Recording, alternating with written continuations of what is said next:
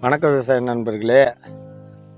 இந்த சவுக்கு கன்று என்ன பண்ணுச்சு இதை பார், அப்படியே கத்தியால் வெட்டிக்குது. இந்த கன்று பார் கீழே கிடக்குதா. இது என்ன பண்ணிச்சு இதை பார். சேரை கழிச்சிட்டு போன பிறகு வெட்டி வெட்டி போட்டுக்கின்னு போய்க்கிறானுங்க மகராசனுங்க. இதை வெட்டி போட்டுட்டா என்ன வெட்டுற மாதிரின்னு நினப்புன்னு நினைக்கிறேன். சேரை கழிச்சிட்டு போகிறேன், நான் தான் சேரை கழிச்சிட்டு போகிறேன். இதுமாரி கண்ணுங்களை வெட்டி போட்டுக்கிறானே, அவன் வாயில் சாப்பாட்டை என்ன எம்மா கண்ணு பாரு. இது என்னையா பண்ணுச்சு இந்த கண்ணு பாவம், அது மாட்டுன்னு இருக்குது.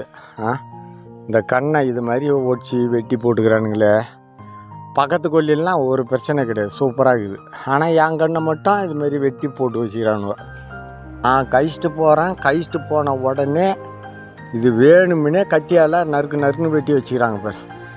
கூலி ஆள்னா கூலி ஆள் பேரில் கூட சொல்லலாம். இது வேணும்னே, இது நியாயமாங்க? நீங்களே சொல்லுங்கள்.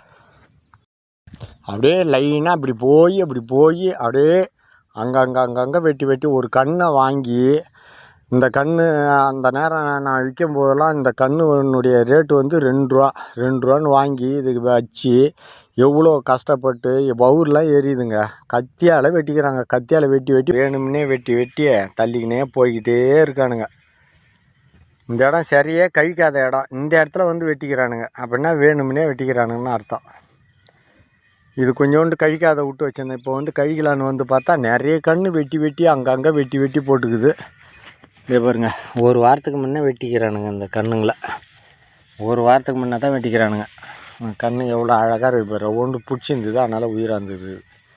அதை நான் பிச்சிட்டேன்.